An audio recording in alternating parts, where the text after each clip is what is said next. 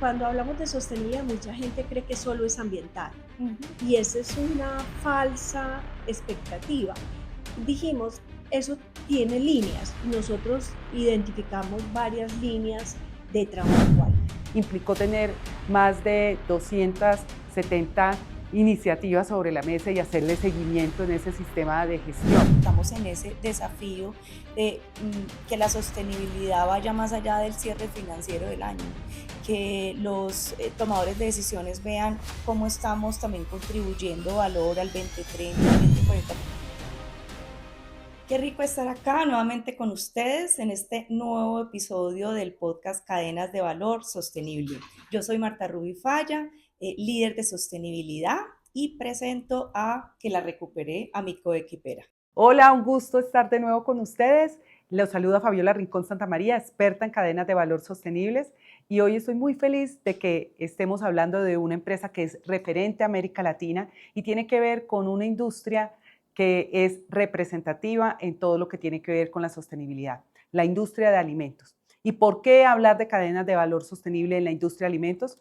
Bueno, porque este tipo de industria es intensiva en la dependencia de proveedores y también está muy atada a la volatilidad de ciertos commodities. Como para dar ejemplos acá, el precio del cacao subió solamente en el 2024 150%. Y adicional a ello, hay algunos países que son productores de cacao, como Costa de Marfil y Ghana, donde vemos con gran preocupación que el 1.5 millones de niños están involucrados en este tipo de industria.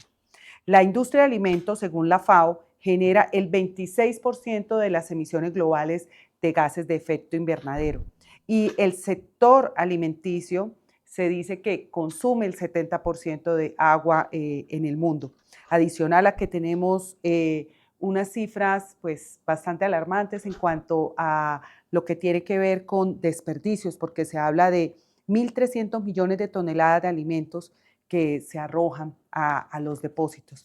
Entonces, en términos de gobernanza y trazabilidad, la regulación cada vez viene más a buscar que hayan leyes a nivel de deforestación, a nivel de las cadenas de valor sostenible, a nivel de derechos humanos en este tipo de industria. Y es por eso que quisimos traer este referente para que nos cuente un poco cómo están enfrentando estos desafíos de sus cadenas de valor para que cada vez sean más sostenibles.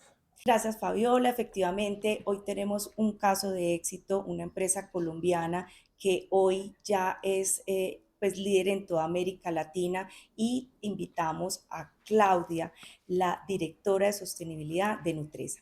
Quiero contar un poco de Nutresa, aunque pues Claudia ahorita nos va a ampliar el tema. Creada en 1933, es una empresa colombiana que es referente porque ya es líder en América Latina en más de 8 negocios de alimentos, que ahorita vamos a hablar de todos ellos. Ha tenido hitos pues desde el año que les conté de creación, como es empezar a adquirir diferentes tipos de negocios, entrar al Dow Jones, cambiar de marca, atreverse a cambiar una marca que era referente, que es la Nacional de Chocolates, y empezar a llamarse Grupo Nutresa. Y es muy fuerte, con unos ingresos cercanos a los 4.6 billones de dólares, 48.000 empleados y más de 70 centros de trabajo. Vamos a hablar de muchos de esos temas. Claudia es un referente en sostenibilidad en Colombia, y bienvenida, Claudia Patricia, a este programa. Gracias Marta, gracias Fabiola por la invitación, feliz de estar con ustedes, de compartir con todos los que escuchan el podcast acerca de las preocupaciones reales entre sostenibilidad y los temas financieros. Creo que hay un debate importante para hacer que no solo tiene que ver con la gran industria, sino también con las pequeñas y medianas empresas y esa mirada de largo plazo. Así que un gusto estar con ustedes hoy.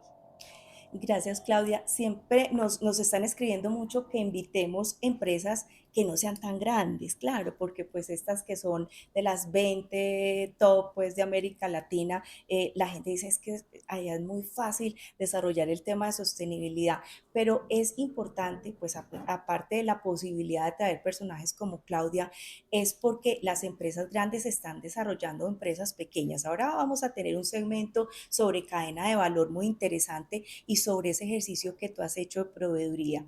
Aquí un datico, Claudia está especializándose de las muchas que tiene en finanzas. Me dice que está arrepentida, pero yo digo, no, tranquila, tranquila, que a usted le queda mucha vida laboral y finanzas es lo que ahora manda la parada. Entonces, mucho ánimo, Claudia. Y me dice, Gracias, yo los Marta. viernes estoy súper ocupada con esas clases.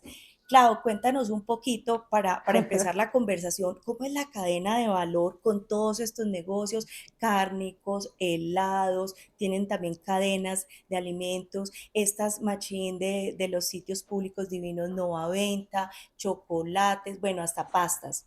Son una cantidad, eso implica pues pasar como por una cantidad de industrias y no solamente fábricas. Cuéntanos un poco eso y si tú ves en Nutresa todos esos temas. Sí, mira, lo primero es decir y un poco acotar esas cifras que dabas al principio que son súper relevantes. Grupo Nutresa se cataloga como una multilatina. En este momento estamos en 18 países donde tenemos o planta de producción o centros de distribución y ventas. Y esto es muy importante para nosotros precisamente por lo que tú dices, el desafío cultural, no solo del país, sino también de cómo llegar con la sostenibilidad a esas regiones. Somos además, atendemos a 1.800.000 clientes y dentro de esos clientes hay una diversidad enorme, tú lo acabas de mencionar. Tenemos venta al paso con esas vending machine que tenemos en sitios públicos. Tenemos clientes como las mamás empresarias que hacen que nosotros lleguemos a los hogares de manera un poco más Claro. directa. Ujú, También ujú. tenemos el tendero, que es un líder de su barrio, que ayuda como a desarrollar esa logística, digamos, de llegada a ese consumidor final. Y tenemos obviamente gran industria, grandes retails como El Éxito, Cencosud y otras para no mencionar, digamos, a detalle. Y esto es un desafío importante, es por el tema de la proveeduría. Tenemos más de 15.000 proveedores en nuestra cadena de valor. Y esto es un desafío en los temas de sostenibilidad. Entonces, voy a acotar qué significa sostenibilidad para Grupo Nutresa. Es una capacidad corporativa de progresar.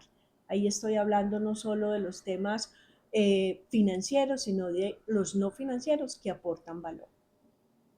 Y adicionalmente está sustentado en riesgos y oportunidades. ¿Qué significa? Los riesgos y oportunidades sociales, ambientales y económicas, y no solo económicas, para todas las geografías donde tenemos presencia. Ujú. De todas maneras, América Latina es algo homogéneo, así creamos que no. Ya tenemos pregunta. Adelante, Fabi. Pues tú hablas de esa cantidad, ese espectro tan grande de proveedores, pero yo creo que tiene que ver con una correlación con la innovación que ustedes manejan. Leyendo el informe de sostenibilidad, en el 2023 ustedes alcanzaron más de 800 innovaciones de producto y en el 2024 leí que pues una innovación de más del 45%, o sea, esto es impresionante y que toda esa innovación la están direccionando hacia la salud y hacia la nutrición. Entonces yo quisiera que me contaras un poquito, Claudia, cómo están haciendo para generar esa cultura de innovación dentro de la organización, pero también cómo la están extrapolando en esa complejidad tan grande que tienen con estos 15.000 proveedores que hacen parte de toda esa cadena de valor, que incluye no solamente el proveedor de la materia prima del alimento, sino estamos hablando ahí de los empaques, estamos hablando pues de lo que se necesita para llegar con un producto a la mesa. Muy buena tu pregunta, Fabi, y yo empezaría por decir, hay que entender la cadena de valor. Hasta el 2010 nosotros sabíamos cuánto le comprábamos al proveedor. ¿Qué significaba? Yo sabía cuánto le compraba a él al año, pero no tenía más allá de información. Yo no sabía qué estaba haciendo en sostenibilidad. Y hay dos caminos cuando uno habla de abastecimiento responsable y productivo: o exiges estándares y sacas a un montón de cadena de valor que posiblemente no es capaz de llegar a ellos, o empiezas a trabajar con ellos. Nosotros empezamos a hacer un ejercicio para mapear los riesgos sociales y ambientales en la cadena de valor, y esto nos llevó a esos ejercicios colaborativos que menciona Fabi, esos ejercicios colaborativos que empezaron a decir, venga que yo tengo capacidad para ayudarle a usted a transformar este pedazo, o venga, ensayemos juntos en una capacidad de colaboración cómo podemos introducir nuevos aspectos a su portafolio, nuevos ingredientes a su portafolio. Nace Evoque, por ejemplo, como una iniciativa que nos Evolución. permitía evolucionar en esa colaboración, y que hoy tenemos unas tiendas especializadas de chocolatería fina, pero adicionalmente Bennett con esa nutrición especializada. Y esto parte también de la investigación e innovación dentro de nuestros negocios y de una colaboración con ese proveedor. Pero diría yo que hay que conocer a los proveedores. Nos da mucho miedo acercarnos al proveedor y no sabemos y entendemos también cuáles son sus desafíos, cuáles son sus oportunidades, cómo colaboramos juntos para bajar gramaje, por ejemplo, de los empaques, que fue mucho de lo que logramos en esta década pasada, cómo logramos además introducir los temas de vegetales, de base, plant-based, que es precisamente como productos de proteína o base vegetal, y eso significa una colaboración. Al final estamos juntos, rememos juntos, abramos la conversación y abramos esas cifras que nos permitan llegar a una colaboración conjunta.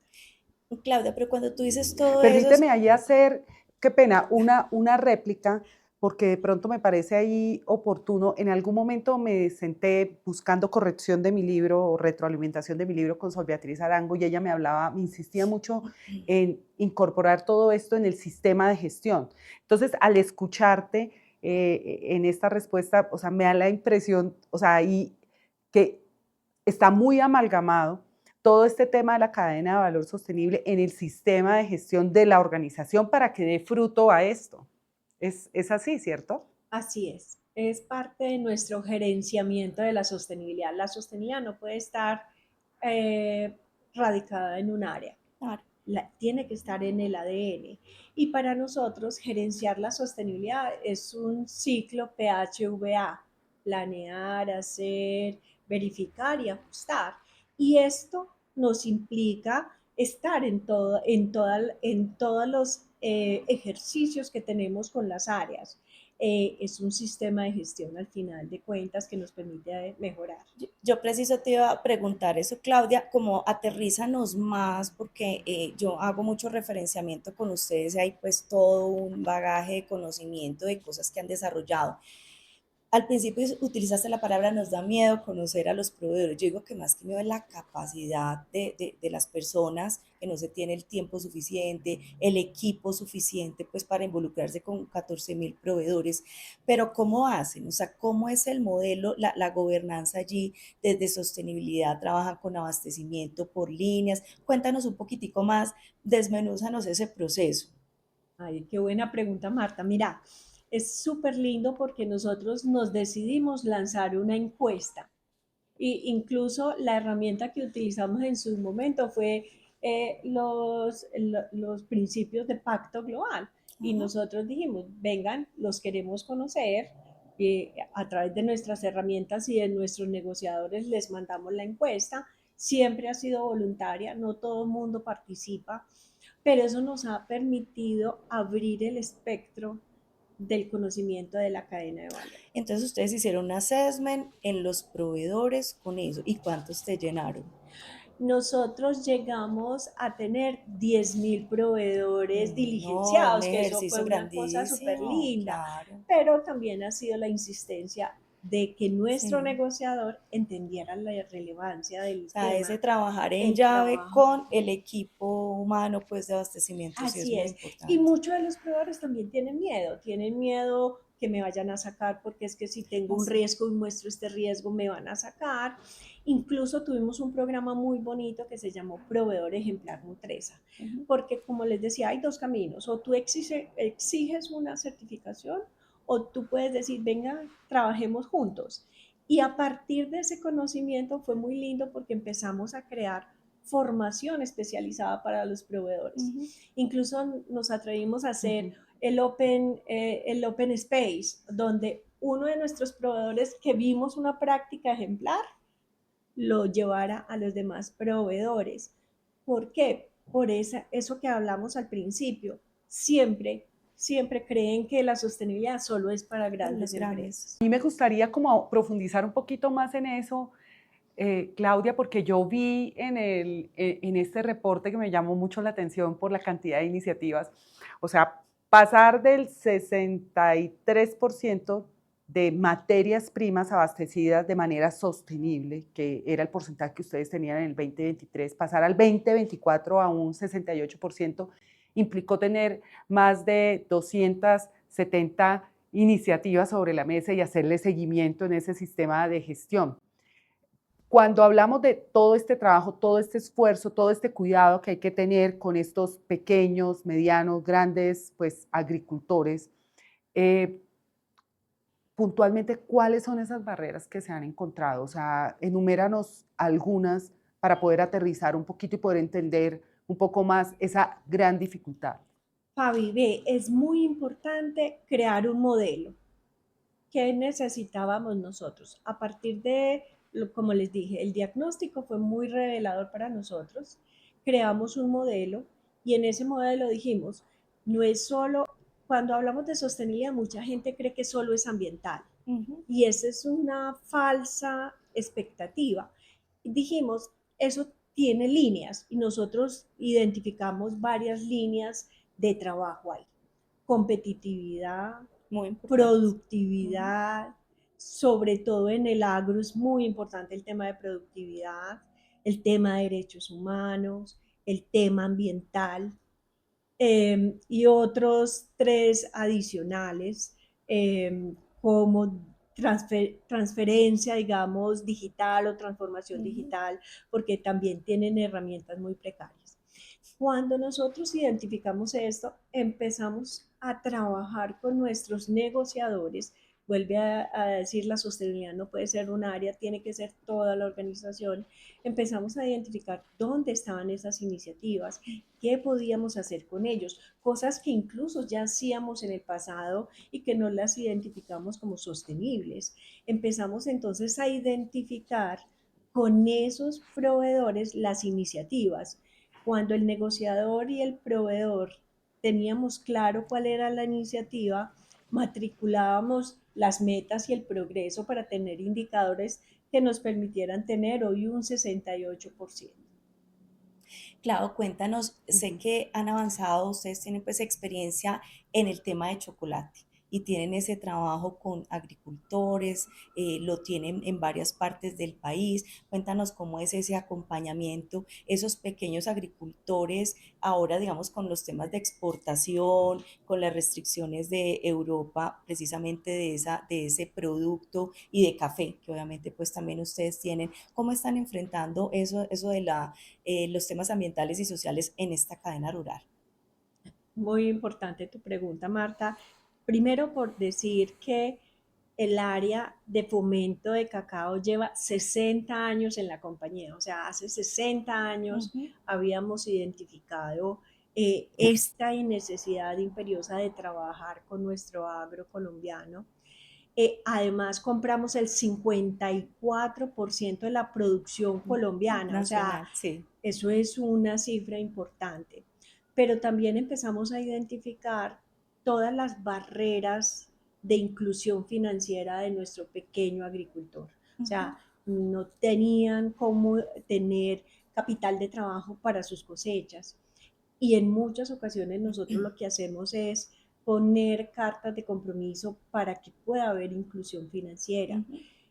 Todo el trabajo que hacemos con fomento de cacao, esa área es absolutamente eh, importante para la compañía, es porque además necesitamos identificar esas asociaciones, esos proyectos, cómo logramos que se asocien los productores para que haya eficiencias en el transporte, haya Ujú. eficiencia en el almacenamiento, es que ellos logren esa gran escala porque esa ruralidad a veces es compleja. Sí, Y esto nos ha permitido trabajar con más de 150 asociaciones en el país y eso nos ha permitido beneficiar a más de 12.000 familias maravilloso, cacaoteras, sí.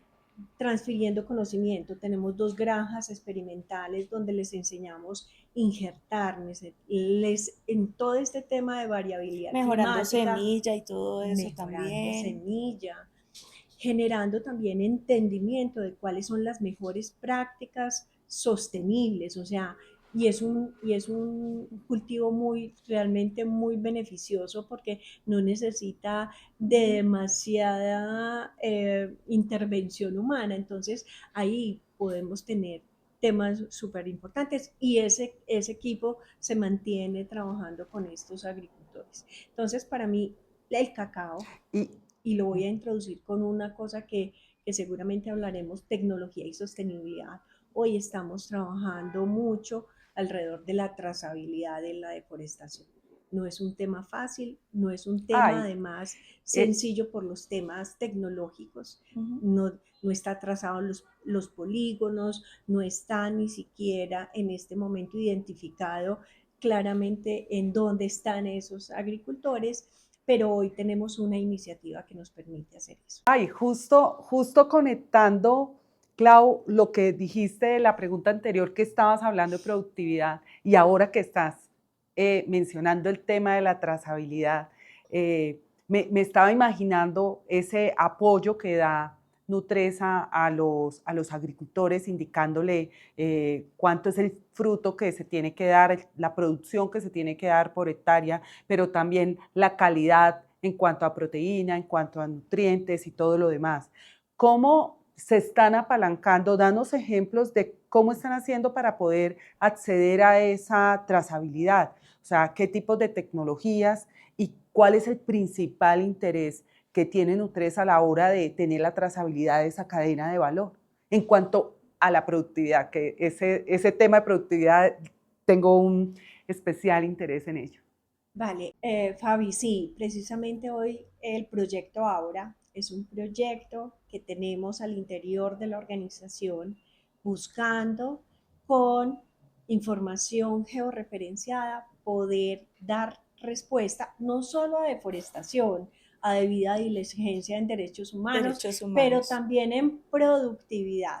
Eh, y yo creo que Colombia ha avanzado en algo al identificar algunas zonas, como les digo, todavía carecemos de información consolidada o está en diferentes sistemas. Nosotros hoy con el proyecto ahora lo que estamos haciendo es tratar de colectar toda esa información georreferenciada y ponerla al servicio precisamente de nuestros clientes internacionales, sobre todo europeos, que ahí la normativa europea claramente va a ser un desafío, pero también para nosotros y para entender la productividad de cada zona. Y eso nos está arrojando información Ujú. supremamente valiosa. Les digo, los desafíos técnicos y tecnológicos todavía existen. Muy importante, la dispersión de información que vos tenés que ir a buscar, a tratar de coleccionar, no es Ujú. tan sencilla. Coger el polígono de esas fincas no es nada sencillo porque vos sabes dónde está ubicada la finca, la vereda, el municipio, pero tenés que también trazar cuál es el polígono. O sea que tiene que haber un recorrido y eso es satelital o quiere pues una visita en campo y te iba a preguntar qué tan caro es eso que todos nos estamos dando la bendición para cuando nos toque, porque como que no estamos preparados, uno no dimensiona el mayor costo que eso implique para los proyectos. Ve, yo creo que sí es costoso, pero nos tenemos que juntar. Yo tengo mucha esperanza que ahora la podamos abrir a todos nuestros pares, a que podamos usar la información que hemos colectado hasta el momento. Ujú. Creo que podría ser una solución que ayude. Cada sistema georreferenciado tiene sus cosas. Hoy, por ejemplo, Cacao existe varias, una de ellas que la conozco es Pamforce, pero tiene todavía sus dificultades. Hoy nosotros estamos haciendo una cosa más a la medida, a nuestras necesidades. Hoy estamos teniendo 3 cadenas de valor: cacao, café y carne de res. Y carne de res. Y es muy Se me importante había para nosotros. olvidado lo del ganado. Ahora vamos para allá. Pero por supuesto, entonces yo sí creo que necesitamos juntarnos. Al final, Sí, yo creo que estas soluciones, y me voy a pegar del ODS 17, tenemos que hacerlos juntos. sí. Tenemos Desarrollar que una sola empresa es juntar. muy costoso, la tecnología, y podemos estar en unos mismos territorios con diferentes productos con seguridad. Vamos ahí a cruzarnos. Esta mañana estaba hablando con los consultores sobre la trazabilidad del carbono. Eso seguramente va a ir hasta allá. Ahora estamos identificando el polígono, quiénes son los productores que están ahí, pero seguramente va a haber una forma de hacer los cálculos de la afectación del mayor o menor carbono que se tenga en esos predios. Vamos para allá, Claudia, Y pronto.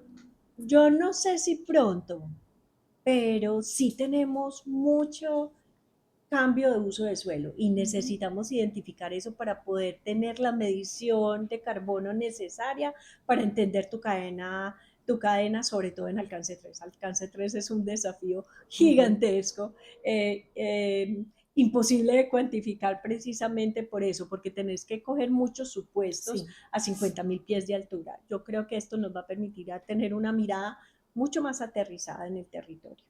Claudia, precisamente estás hablando como el tema de satelital, los polígonos y todo eso, pero ¿cómo buscar que los productos cada vez sean más nutritivos? O sea, ¿cómo ayudarle al cacautero, pues al ganadero, para que cada vez esas porciones tengan mayor proteína, tengan mayores nutrientes, para que el producto que nosotros estamos fabricando, pues cada vez sea de altísima calidad? Entonces, en eso, ¿cómo se están soportando ustedes con tecnología y trazabilidad? Eso es una pregunta muy desafiante para cualquier compañía del sector Sí. alimentario. Yo creería varias cosas, Fabi. Voy a ir a abastecimiento y como a la cadena de valor. Nosotros qué hemos identificado y qué cosas hemos hecho adicionalmente.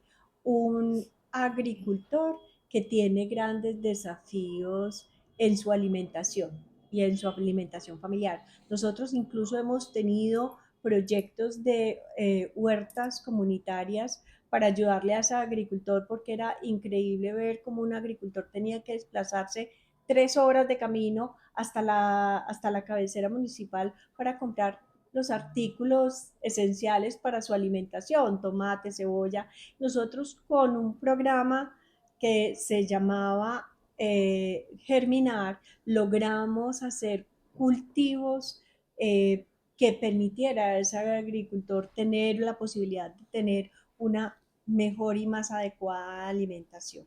Eso para la cadena de valor.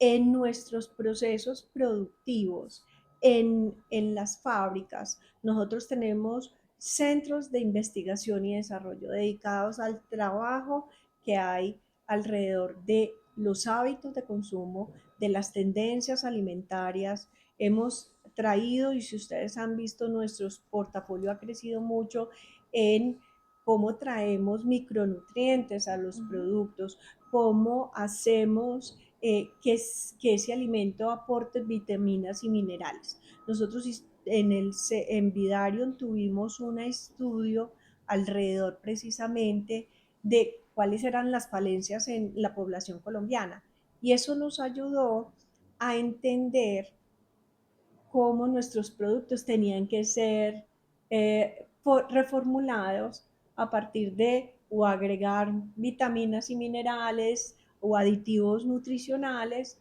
o cómo esos nutrientes críticos tenían que eliminarse del portafolio. Y hubo una gran ola de reformulaciones y que seguimos y continuamos preocupados por la salud de nuestros consumidores. Claudia, y ahora que acabamos como de terminar el año de la primera implementación, el primer año de implementación de los sellos. Eso también fue un ejercicio, me imagino, muy importante de lo que estás comentando de reformular o de prepararnos para decir esto es alto en sodio, alto en azúcar. Eso de alguna forma en tu percepción y en tu conocimiento dentro de la compañía, esos sellos restrictivos han afectado el consumo de las personas o los han vuelto más exigentes o todavía no generan tanto impacto. Yo creo que todavía la población no entiende los sellos y como ven en el mercado que todos tienen sellos, entonces Sí. como que no tenés una posibilidad de decir me voy a ir a alguna góndola en especial. Yo creería que es muy importante y nosotros lo veníamos haciendo antes de la ley. Nosotros teníamos las cápsulas de información para que la persona, porque la persona sí entiende más fácil cuánto tiene de azúcar, cuánto tiene de grasa, cuánto tiene de sal. Creíamos profundamente en que eso daba mucha más información y que pudiera permitirle tomar una decisión informada. Eh, Desafortunadamente, creo que en un país que además el desembolso es muy importante, estos sellos no generan realmente Un cambios autocontrol. conductuales en la población. Creo que se necesita seguir trabajando en programas de formación y de hábitos saludables. Creo que hacia allá definitivamente tenemos que seguir caminando. Me gustaría que habláramos este segmento de residuos, de economía circular, con dos temas. Lo primero, claro, cuando veo toda tu cadena de valor, pienso, pues digamos que más que en envases y empaques, que sé que es un reto para todos, en los residuos orgánicos, si están haciendo transformaciones, si está, ahí también hay innovación y todo este tema de la agricultura regenerativa pues va a tener esa solución allí. Es difícil y pues casos de éxito grandes pues todavía yo no los tengo como tan mapeados. Cuéntanos un poco de eso, si se han empezado a mirar biofertilizantes, es que los residuos orgánicos que generan deben ser importantes, pues son en cantidad. Sí, la verdad, hoy tenemos una gran cifra de aprovechamiento de residuos, estamos casi en el 98%, es una cifra Muy muy, buena. muy buena, pero sin embargo nosotros hicimos desde el 2019, empezamos cuando se habló de pérdida y desperdicio alimentario, Ujú. empezamos a identificar esas pérdidas y esos desperdicios sobre todo de cosas que pasan, la cascarilla de cacao, la Claro, cascarilla de café, las de hecho, pepas. las pepas, las cáscaras de naranja. Ujú. Eh, y empezamos a identificar con los equipos de innovación y desarrollo cómo logramos una mayor valorización. Seguimos trabajando en eso, en reducir al máximo el residuo, Ujú. en valorizar y en tener proyectos de éxito. Eh, Algunas cosas que hemos hecho que no hemos podido llegar a consumo humano, pero que hemos hecho esfuerzos importantes, pero para que ustedes sepan, la cascarilla de café, por ejemplo, la echamos como energético en la caldera, entonces esa Sí, caldera es claro, de biomasa, en eso nos circulación. ayuda y nos ayuda a circular.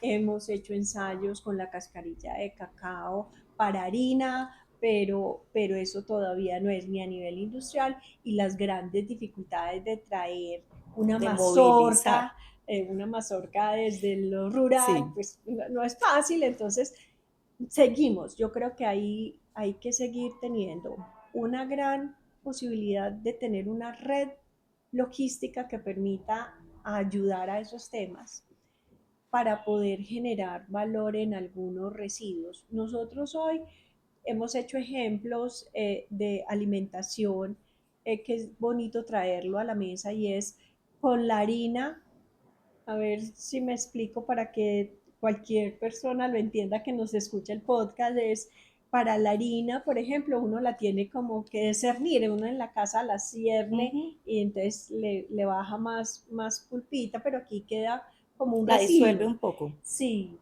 y ese residuo nosotros lo conocemos como mogolla. Nosotros con el negocio de pastas hicimos un proyecto de fibra precisamente para la población que necesita fibra para el tema digestivo y tenemos un producto de fibra. El carbe, que Ujú. es tradicional en Colombia, nace de un proyecto de subproducto precisamente de la harina con el negocio de galletas. Seguimos tratando de innovar con diferentes harinas para lograr incorporar más, pero el desafío es importante. Sí, pero la oportunidad, pues también ahí estará el futuro.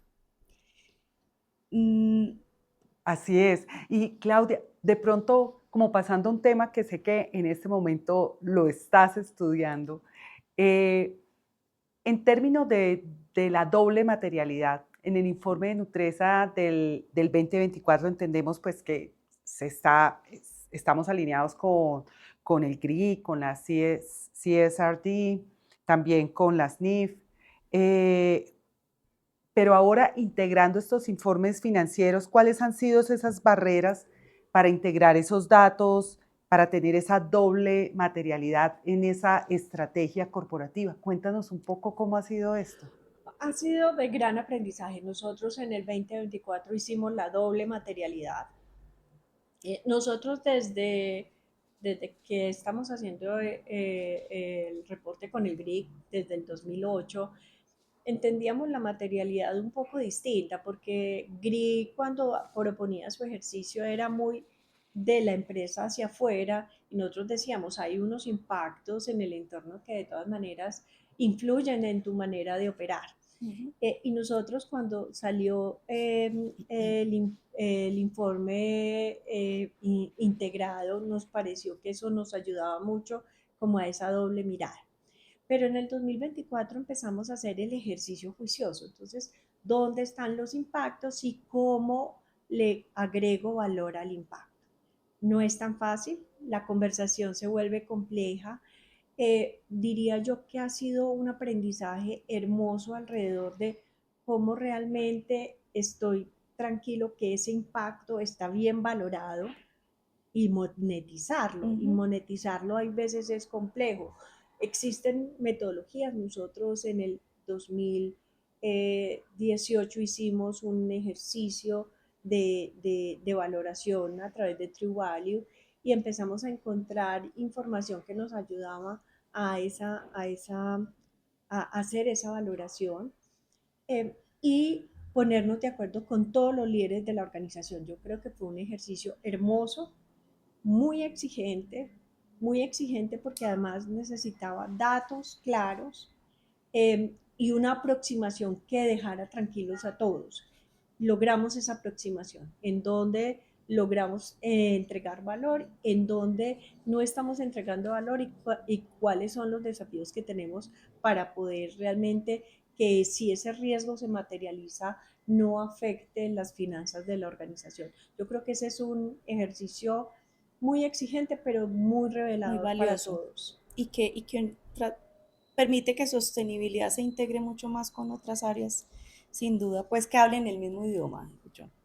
Completamente. Claudia, teniéndote acá, no puedo dejar de preguntarte eh, sobre el terminar o disminuir el desperdicio de alimentos, todo lo que tú has gestionado en Nutresa en Nábaco, que nos cuentes qué es Ábaco y tú estás todavía en la junta directiva, ¿no? Que hablemos un poquitico de juntas directivas, que no solamente estás en esa, sino en otra. Ese gran trabajo de Ábaco y cómo Nutresa ha fortalecido esta organización.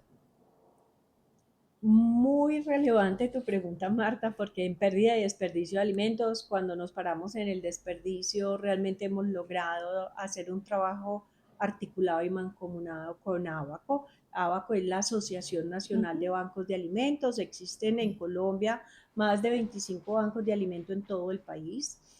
Y ha sido muy interesante además por el fortalecimiento que estamos logrando para que esos bancos de alimentos reciban el alimento y no tengamos ningún riesgo reputacional alrededor de él, porque al Ujú. final también las compañías se sienten un poco preocupadas cómo Sí, están manejando sus marcas, cómo está haciendo ese layout y cómo están sacando esos productos que realmente contribuyan a la población.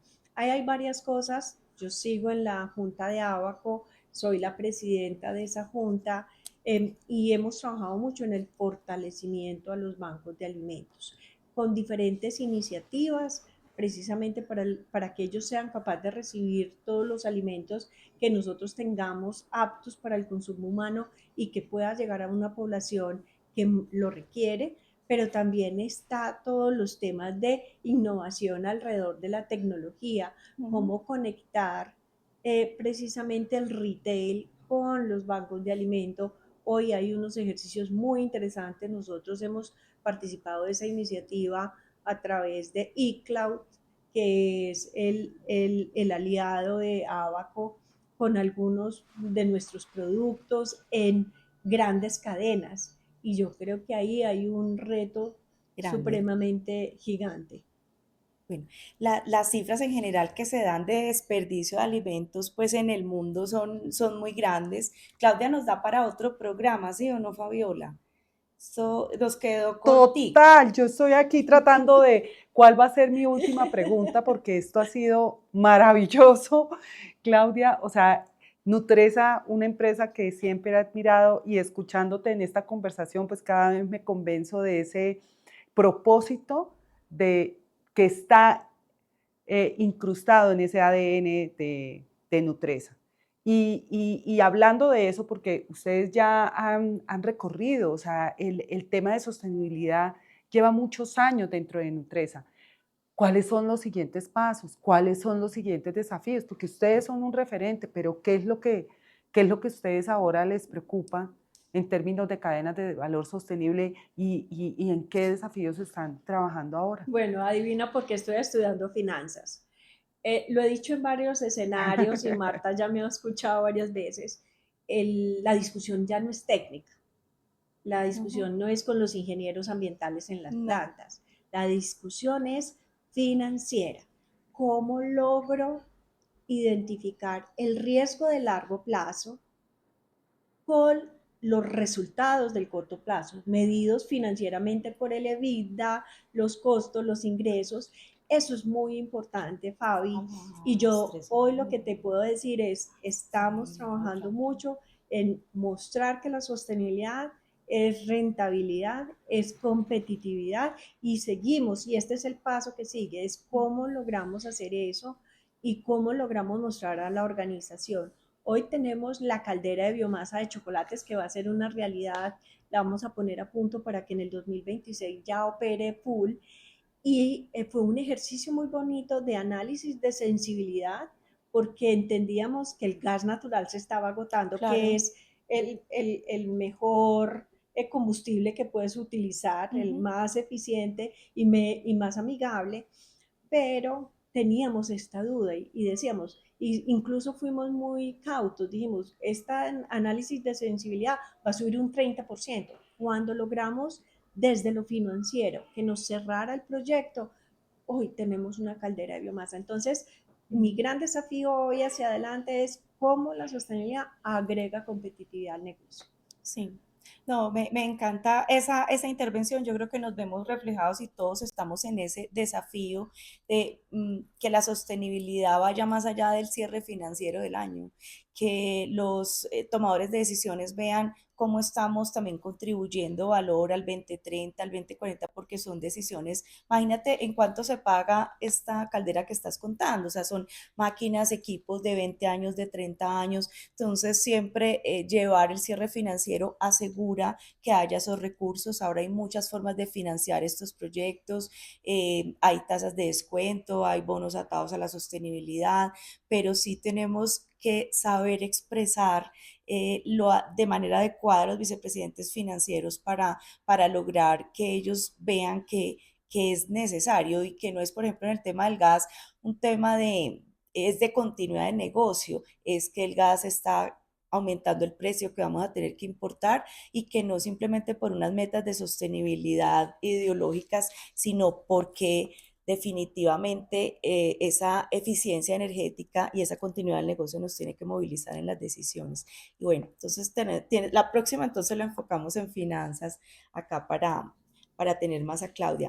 Entonces la última preguntita, Fabiola, dale. Pues a mí me gustaría más bien, Claudia, algo que quisieras contarnos, que quisieras compartir con nuestro público y que tal vez no te hayamos preguntado y que quieras compartirnos.